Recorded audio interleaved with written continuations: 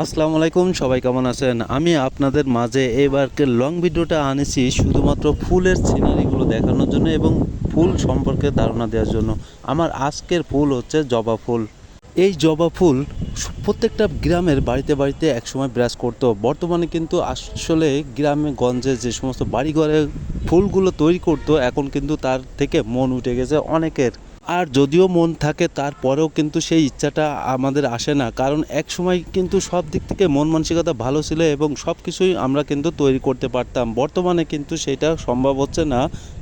মানুষের সেই পরিবেশ পরিস্থিতিগুলো দূরে ঠেলে দিচ্ছে। বর্তমান কিন্তু মানুষের একটা দিকেই ধাবিত হচ্ছে, সেটা হচ্ছে আপনার অর্থের দিকে। মানুষ ইনকামের দিকে বেশি ছুটার কারণে, বেশি আর্থিক সচ্ছলতা হওয়ার কারণে এই সমস্যাগুলো ফেস করতেছি।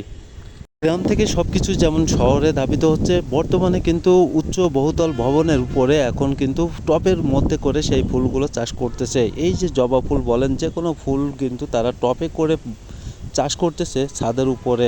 এমনকি বর্তমানে কিন্তু এই সুবিধাটা নেওয়ার জন্য বিক্রির ক্ষেত্রে আমরা মাঠে মাঠে দেখতে পাই ফুলের চাষ, যা আমাদের কাছে খুবই কষ্ট লাগে।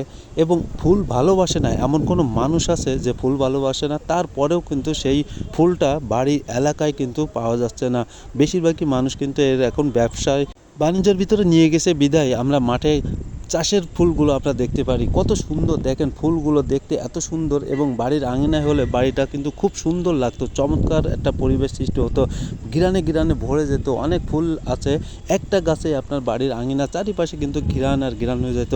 তো যাই হোক, আমাদের যে সমস্যাগুলো বর্তমানে হয়ে দাঁড়াইছে সেখান থেকে আমি ফিরে আসি। আমরা ফুলের দিকে তাকাই, দেখেন আমি যে ফুলগুলো আপনাদেরকে উপহার দিচ্ছি, এই ফুলগুলো আসলে এক সময় কিন্তু প্রত্যেকটা বাড়িতে পাওয়া যেত। বর্তমানে কিন্তু বাড়িতে পাওয়া যাচ্ছে না, যার কারণে আমার এই দুঃখের কিছু কথা আমি বলে ফেললাম। ইনশাল্লাহ আপনারা আমার সাথে থাকবেন এবং এই ধরনের আরও ভিডিও পাওয়ার জন্য অপেক্ষা করবেন। আমি বিভিন্ন ধরনের ভিডিওগুলো নিয়ে আপনাদের মাঝে হাজির হব ইনশাল্লাহ।